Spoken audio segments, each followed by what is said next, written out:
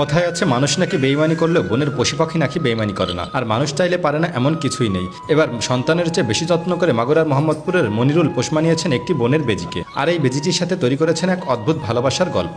সন্তানের মতো করেই মানুষ করছেন তিনি এই বেজিটিকে।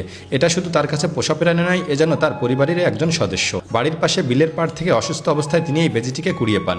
এরপর তিনি বেজিটিকে হাসপাতালে নিয়ে চিকিৎসা করে সুস্থ করে নিজের কাছে রেখে পোষা শুরু করেন। আর এরপর থেকেই সন্তানের মতো করে পোষ মানাতে শুরু করে এই বেজিটি। তার যত্ন এবং মায়ে এক সেকেন্ডও আলাদা থাকতে পারেন না তিনিও তার বেজিটি। বেজিটা শুনছি যে আমরা অনেকেই কিনতে চাই, তো আপনি কি বিক্রি করবেন ভবিষ্যতে? হয় শোনেন, এক পাশে একটা পাল্লায় যদি আমারে এক পাল্লায় আমারও দাঁড় করান আর এক পাল্লায় যদি টাকা দেন তাও এই জিনিস বিক্রি না হয়। এত শখের সারা বিশ্বে যদি আমার নামে লিখে দেন তাও বিক্রি না। বেজি বিক্রি সারা বিশ্বে যদি আমার নামে যদি ব্যাংক ব্যালেন্স যা আছে যদি আমার নামে সব বিক্রি লিখে দেন তাও এই জিনিস বিক্রি না ভাই। এই বেজিটা আপনি পাইছিলেন কোন জায়গায় ভাই? এটা আমার বাড়ির পিছনে পাইছিলাম ভাই। বাড়ির পিছনে? জি।